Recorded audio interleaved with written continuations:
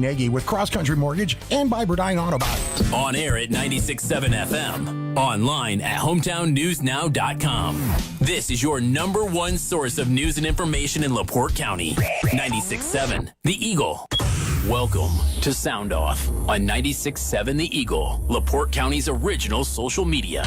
Sound Off is a public interest forum that encourages your voice to be heard on the topics and issues impacting our local communities. For the next 30 minutes, we invite you to be part of the conversation by calling 219-362-0522. And you can now text your questions to the Liquor Vault on-air line or by email to soundoff@967theeagle.com. This is a topic-based program, and we ask that you keep your comments brief, concise, and related to the topic being discussed. The views expressed on Sound Off are those of the hosts or callers and do not represent the opinion of 96.7 The Eagle, Spoon River Media, LLC, or the sponsors. The Liquor Vault on-air line is now open for your calls or texts at 219-362-0522. This is Sound Off on 96.7 The Eagle. Hello, friends. Welcome to Sound Off. Glad to have you with us today. On today's show is Mark Schreiber, the LaPorte Parks Superintendent, and Brett Binversie, the Civic Auditorium Director. But before we get to them, it's time for On This Day in History. It was on this day, in September 17th, 1787, that the Constitution of the United States of America was signed by 38 of 41 delegates present at the conclusion of the Constitutional Convention in Philadelphia. The U.S. Constitution is the oldest written constitution in operation in the world, but it wasn't all rainbows and kittens to get to that point. The signers of the Constitution didn't always agree on what would make the best nation, what laws were the most important, and how a nation should work out its checks and balances. A year after signing the Constitution, the first Congress had already adopted 12 amendments or edits or additions to the U.S. Constitution called the Bill of Rights.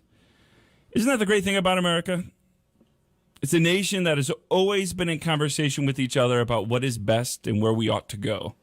We aren't a nation that has laws dictated by a sovereign dictator, but by elected officials put in office by the people in hopes to serve the people. And there are times when we realize we got it wrong and we correct those laws and we say, let's change it in the future. So the idea that we talk and disagree about what is best is not foreign to the American story. It's a vital component to it. It's who we are and how we've succeeded, and it's that spirit that we have a conversation on this radio station about things that are important to you and I. We are a nation that agrees and disagrees at times, but isn't afraid to have the conversation.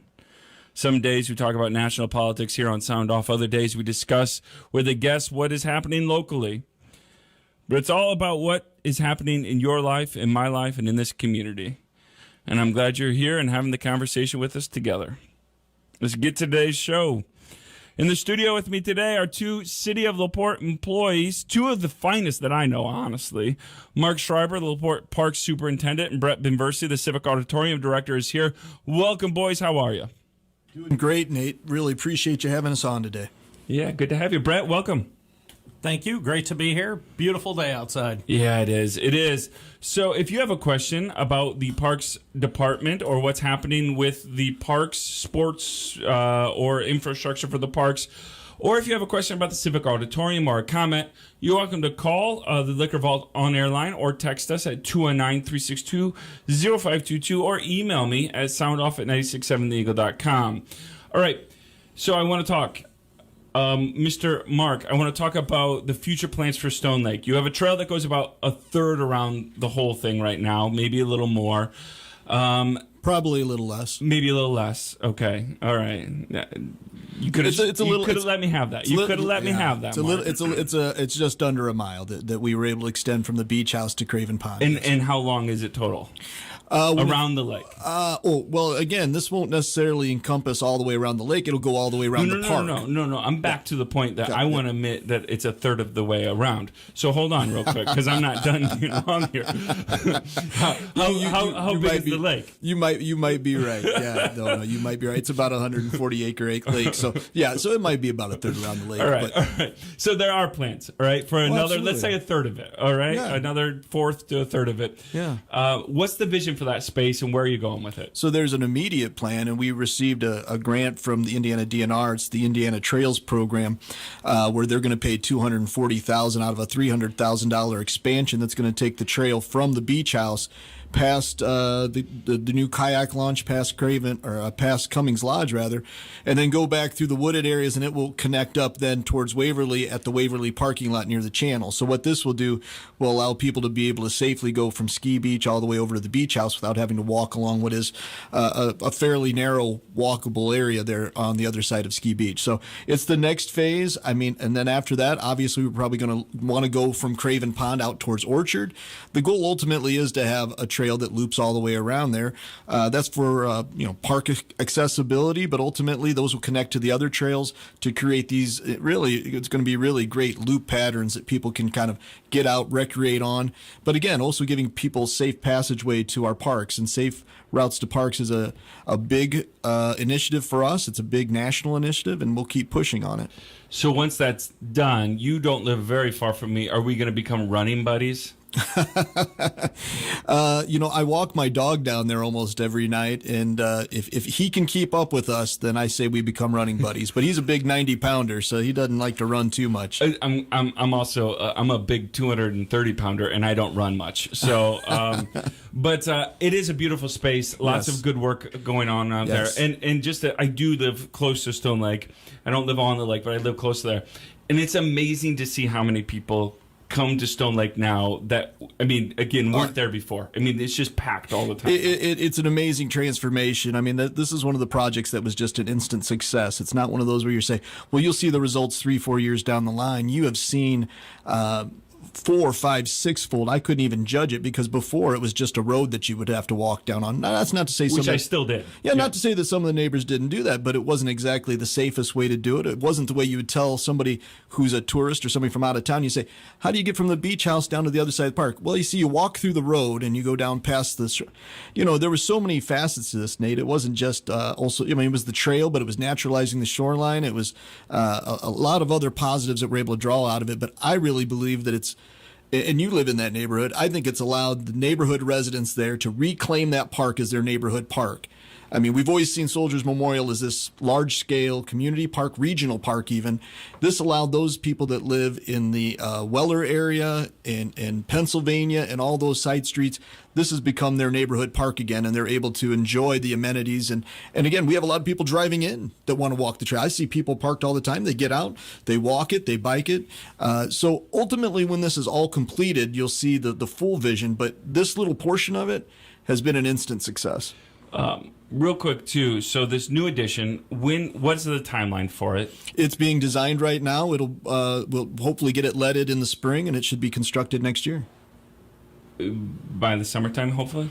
Well, I mean, it's obviously going to be contingent on weather and everything else. But, I mean, we would hope to start the construction in the spring, and it probably will tail into summertime. But yeah, obviously, we'd like to get it done as quickly as we can next year. I get a lot of conversations, and Brett, I'm not ignoring you here. I'm going to get to you in a sec. But I hear a lot of conversations online about Ski Beach, okay? Yeah. This Ski Beach seemed to be a popular beach for people that are a little bit older than me. It seemed to be a little more, it's popular now, but it seems to hold a place in the heart of a lot of people that have been in LaPorte for a while.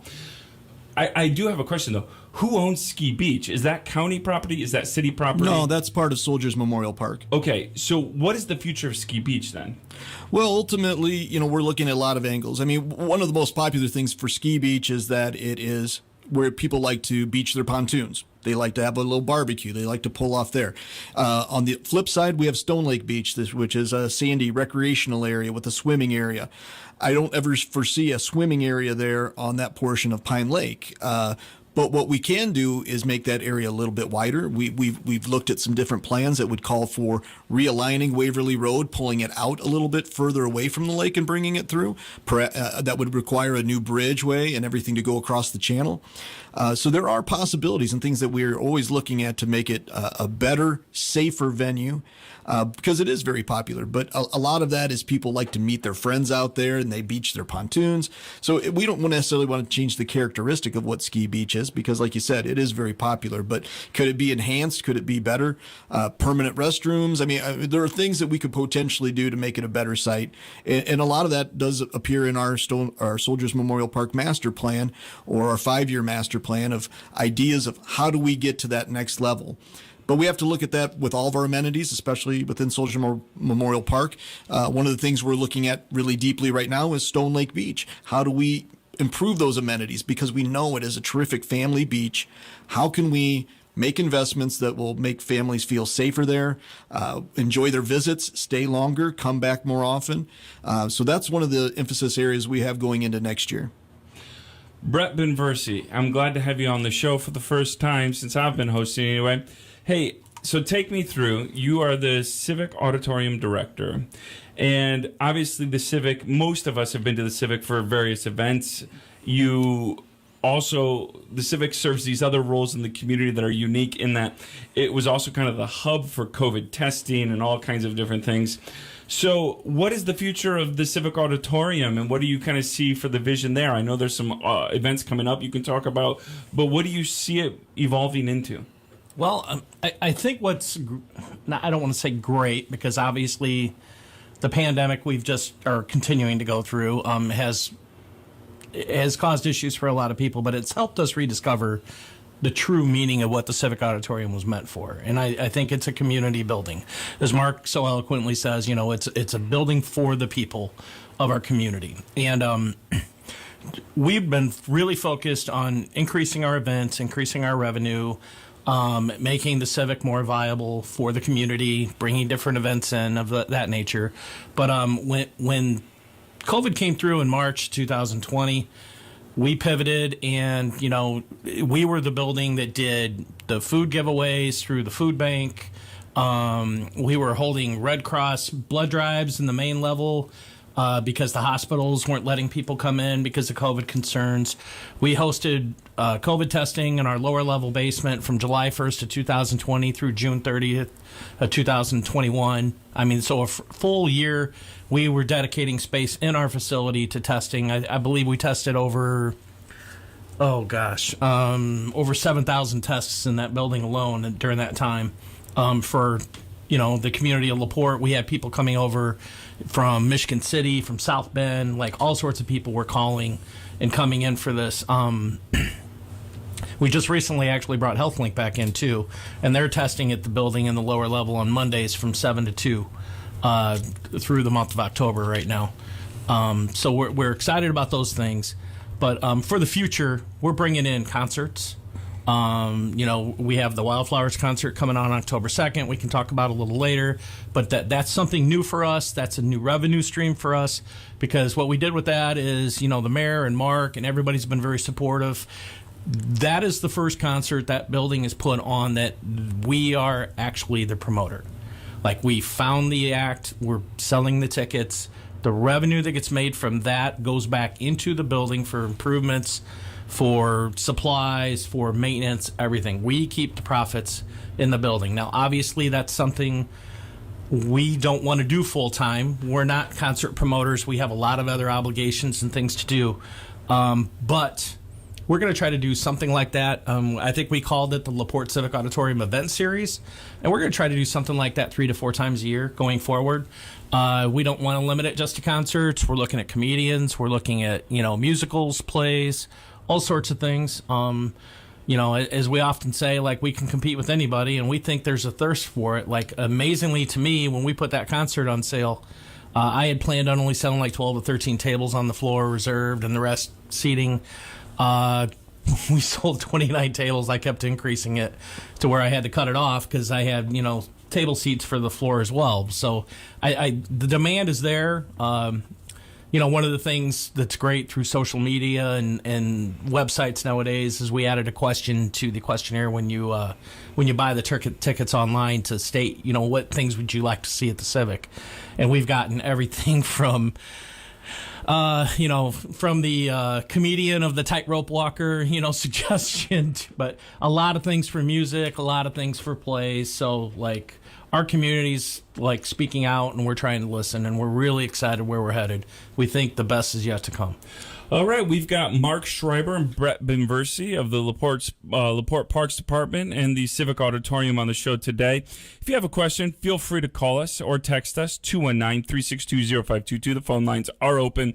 We're going to take a real quick break and come right back here on 96.7 The Eagle. Update your exterior doors with 11% off everything at Menards. Secure your home with complimenting finishes and styles from Schlage lock sets. Conveniently lock and unlock your home from anywhere with the Schlage Encode Smart Wi-Fi Deadbolt. All Schlage lock sets and deadbolts are 11% off. Get 11% off everything now at Menards. Good through September 18th. Savings are mail-in rebate. Some exclusions apply. See store for details. Save big money at Menards. If you're not already banking at Grand Heritage Federal Credit Union, you may be wondering what the differences are between us and others, like banks. Come in today and let us show you how you can put more money in your pocket by banking with Grand Heritage, a credit union. Like free checking, Christmas clubs, auto loans as low as 2.74% with terms up to 84 months. Visa credit card with low fixed rate of 9.95% with no annual fees. Children's accounts with no fees and no minimum balances, just to name a few of our services. For your convenience, we also have 3,000 plus shared branches, not only in Indiana, but across the United States. And when you call, you get a real person on the line, not some automation. Stop in today. Start benefiting as others have with Grand Heritage, here locally since 1964 at 201 Kumler Drive, LaPorte. Your money is federally insured by NCUA at Grand Heritage Federal Credit Union. LaPorte Slicer High School football is on 96.7 The Eagle all season long. Tonight, the Slicers host the Lake Central Indians at Kiwanis Field. Slicer football at 96.7 The Eagle brought to you by Auto Body Specialties, LaPorte Chrysler Dodge Jeep Ram, Pavey Excavating, MC Doors, All-Star Autos, Haverstock Funeral Home, K Tool and Fire, T-Berry's Diner, Rosie Michaels of Coldwell Banker First Choice, Raymond and Spence Insurance Group, Cubit Networks, and by the Slicer Football Association. Chip Jones and Steve Manor have all the action beginning at 6:45 tonight on your radio home for Slicer Sports, 96.7 The Eagle. Michiana weather. With mainly sunny skies this afternoon, we'll head up to around 86. Southwest winds 5 to 10. For tonight, isolated shower storm chance lows at 62. From the Weather Center at HometownNewsNow.com. I'm meteorologist Paul Trombley. Right now, 84. We're waiting to hear from you. Dial or text 362-0522 and let us know what you think. That's 362-0522. Back to Sound Off on 96.7 The Eagle. Welcome back, friends. You are listening to Sound Off. My name's Nate Laux. Glad to have you with us today. We are talking to LaPorte City Park Superintendent Mark Schreiber and the Civic Auditorium Director Brett Binversie about what's happening with the Parks Department, what's happening at the Civic Auditorium. Real quick, I want to get this out of the way because I think it's important or we're going to forget about it. There's some concerts coming up, right, that are already booked, Brett. Why don't you do a little advertisement for that just in case people are interested? I would love to. So October 2nd, we have a Tom Petty tribute band called the Wildflowers coming in. And we also have an opening act for that event, which is going to be Small Town, a John Mellencamp experience. They're actually from up here in Northwest Indiana. And we're really excited about that. Selling tickets now.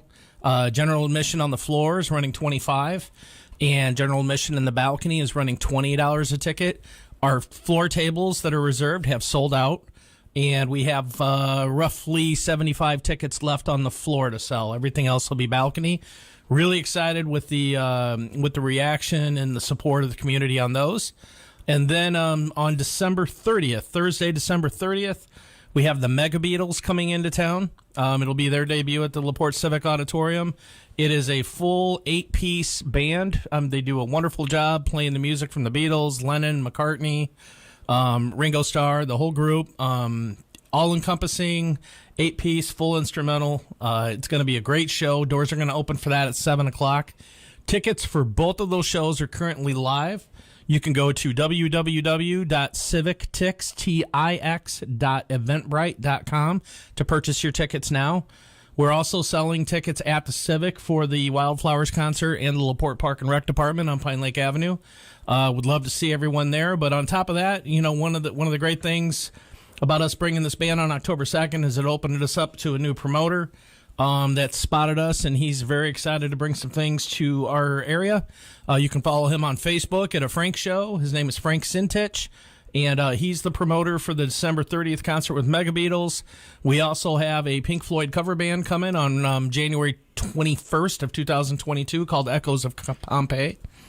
We also have the Marrakesh Express, which is a Crosby, Stills, Nash and Young cover band coming. Which I think they played at the Acorn. summer. Yeah. Yeah. Didn't they also play once at the summer thing, I think? Outside? Arts in the Park. Arts in the Arts in Park, the maybe Park. last year, I think Yeah, it was. I think at one yes. point, yeah. They're supposed to be excellent. We're looking forward to them coming. I'm holding back on an announcement for October 2nd at the concert. For One the that next... you told me off the air? Yes. Okay, I won't say it. but Very that's excited. Very exciting. It is a top-notch cover band in the United States. They're out of Los Angeles, California. We're catching them on a routing tour, and that's going to be a great show, and that's going to be on March 25th. We'll make the announcement of the band on October 2nd, and then we have Midnight Rider, which is an Allman Brothers tribute band, coming in April, and then Al Stewart on May 13th. And the Trippin' Billies, which is the Dave Matthews tribute band, on May 27th.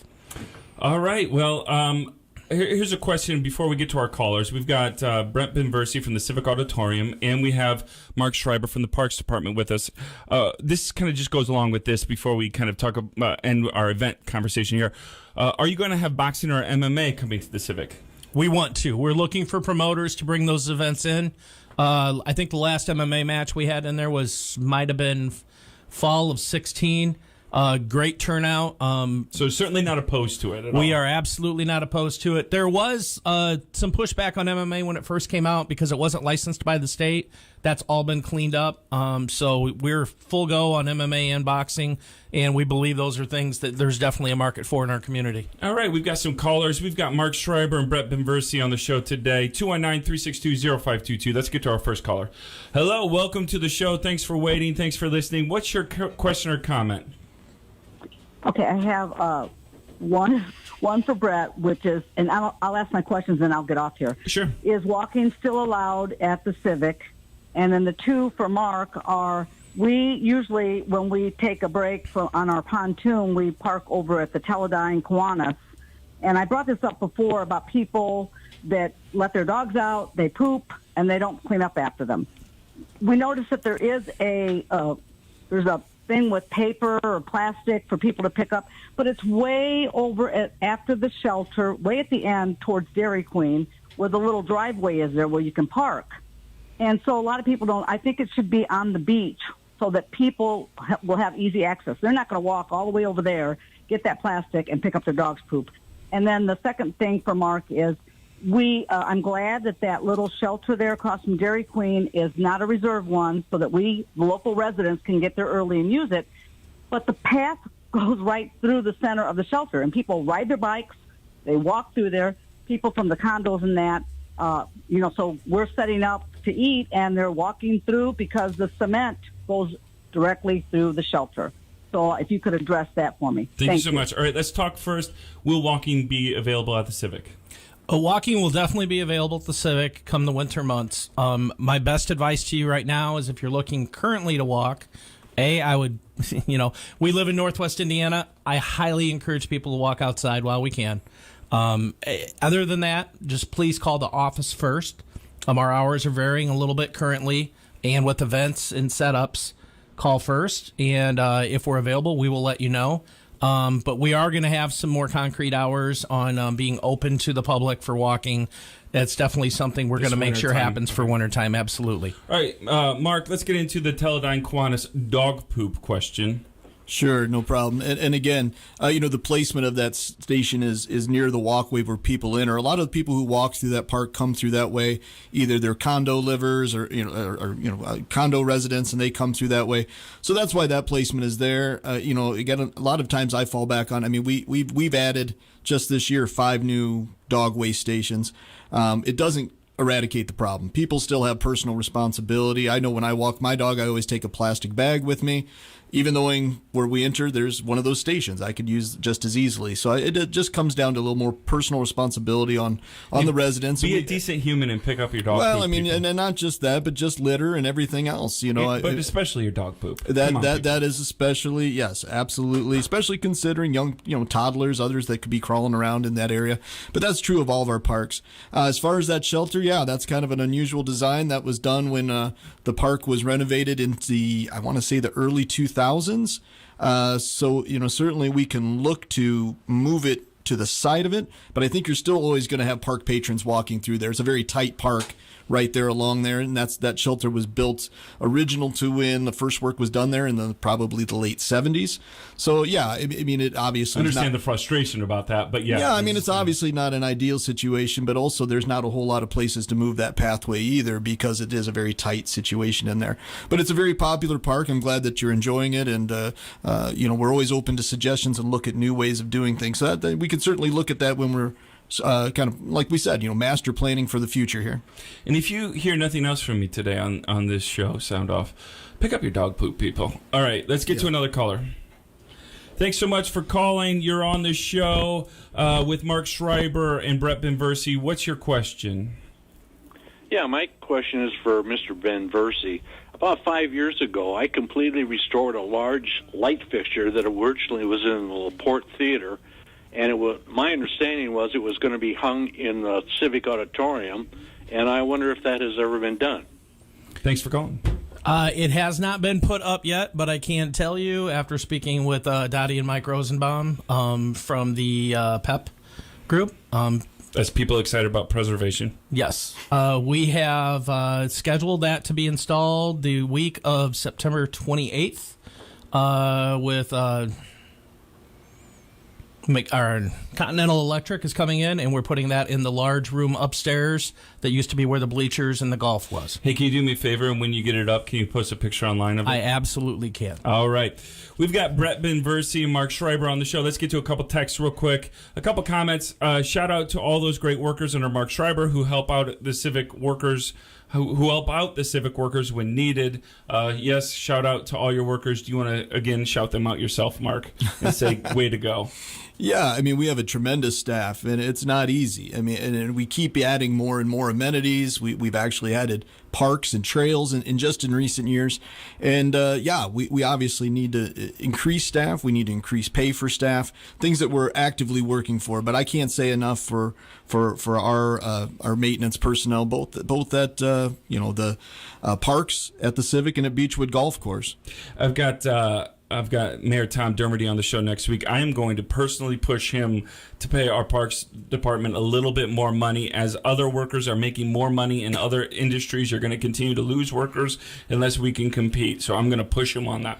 All right. Hey, Nate, I'm curious what the Civic's availability might be to play pickleball indoors during the fall, winter, and spring. Our group has really grown, and they are asking where they might be able to play indoors in LaPorte.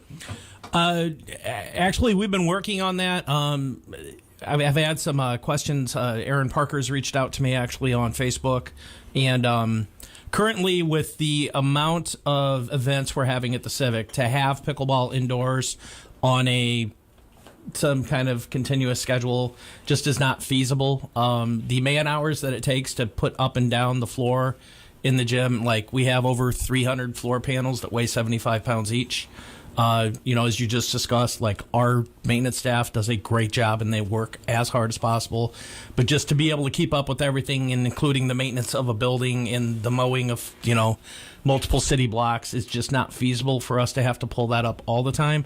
But, Mark and I were discussing earlier today that we may try to look at maybe some large fundraiser events or something where it could justify playing pickleball indoors. Over we could definitely do some one-off type things where maybe we have a pickleball day or a Saturday or a weekday or something where we invite people in to play tournament sessions. But like Brett said, the availability of the building to do that just isn't available. All right, we've got Mark Schreiber and Brett Binversie on the show today. Let's get to one caller before break. Thanks so much for waiting. I appreciate it. What's your question for Mark or Brett? No? Nate, is that me? Yeah, that's you. You're on, buddy. What's your question? This is for Mark.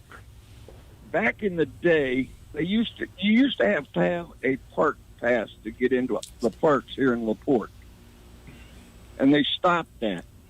Well, Michigan City has their park pass. You have to have a pass to get into the park if you're a Michigan City resident. Has LaPorte ever thought about going back to that? And that does come up from time to time, and I appreciate the question, and I can certainly understand it. One of the reasons why it went away is because of the difficulty that Grangemouth is a city street. So to close off a city street, to do that charging, to get in and out of the beach is a little bit difficult. And the other thing is we just want to promote it as something that everybody can enjoy. Our residents, I think, definitely appreciate it, but, a lot of people from out of town appreciate it as well. So, we're always looking for new revenue streams. I'm not saying we would never go back to that, but I think we can find additional revenue streams without charging people to enjoy the amenities that, their tax dollars have gone to put in anyways. All right. Well, thank you so much for listening. Thanks for calling. We've got still time left. If you've got a question for Mark Schreiber or Brett Binversie, LaPorte Park Superintendent, or the Civic Auditorium Director, you are welcome to call the Liquor Vault on-air line or text me 219-362-0522. But in the meantime, we're going to take a quick break. Keep it here on 96.7 The Eagle. Get ready for fall fun at Garwood Orchards all September and all October. You don't want to miss out on everything we have going on. You pick apples, pumpkins, there's sunflowers, a variety of vegetables, tomatoes, and peppers. Plus at our market, freshly made donuts, a full line of produce and jams and jellies. There's fresh apple cider that we make right on the farm and our own hand-dipped caramel apples. You don't want to miss making a trip to Garwood's on 50 South near Pinola, just west of LaPorte. GarwoodOrchard.com. Join 96.7 The Eagle every Sunday morning from 9 to 9:30 a.m. for Bethany Church's Sound Up. Enlighten your Sunday morning with inspirational words of faith from Pastor Dennis Meyer. Bethany Church's Sound Up every Sunday morning from 9 to 9:30 a.m. on 96.7 The Eagle. At Bell Tire, we start with the lowest tire price, period. Then we make it feel even lower with free lifetime flat repairs, tire rotations, and alignment checks. And then even lower with 0% financing for 12 months. We also offer a contact-free experience, including stay-in-your-vehicle service and touch-free transactions. So come see your guy at Bell Tire. He'll give you the lowest tire price, period, and more for your money. Bell Tire. See store or belltire.com for details. Restrictions apply. The once-a-month radio auction returns this fall to 96.7 The Eagle, and it all starts Saturday, September 18th, following your 8 a.m. news. Debbie and Dennis Siddell will be your auctioneer radio hosts with great certificates for you to bid on from Westville Farm Supply, Sims Meat Processing, Niles Screen Park, The Liquor Vault, J&K Flowers, Hatfield Pest Control, The Burger Bar and Grill, and K Tool and Fire, just to name a few. The once-a-month radio auction is back Saturday, September 18th, following your 8 a.m. news on 96.7 The Eagle. You might know MD Wise is a provider of health insurance, and we are. But we feel called to do way more than that. Like arranging free rides for those who don't have another way to get to the doctor, the dentist, or the drugstore. We also know healthy food is important, so we arrange free rides to the grocery and farmer's market too. These are just a few of our extra services, because caring for Hoosiers beyond insurance could be the wisest thing we do. mdwise.org/more. Your opinion matters. We invite you to share it by calling or texting the Liquor Vault on-air line at 362-0522. That's 362-0522. Now, back to Sound Off on 96.7 The Eagle. Welcome back to the best listeners in all of Radioville. You are listening to Sound Off here on 96.7 The Eagle. We have LaPorte City Parks Department Superintendent Mark Schreiber on the show, as well as the Civic Auditorium Director, Brett Binversie. And we've been getting your calls and your comments about this. If you've got a call or if you've got a question for this group of guys here, you're welcome to call us or text us on the Liquor Vault on-air line at 219-362-0522. Mark, I want to talk about investments into the Civic Auditorium. There's been questions. Every city right now, municipality across America is talking about how to spend and what to do with the ARP money that they're all getting from the federal government.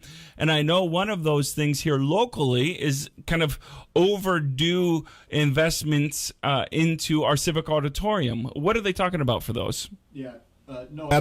Absolutely, Nate, and as Brett mentioned earlier, I mean, I think we have an obligation to ensure the viability of the building for the next generations, for tourism, recreation, community space. We know the importance of it to our community. So, things we're talking about doing, roof. We'd like to do that sooner than later. We need new lighting in the auditorium area.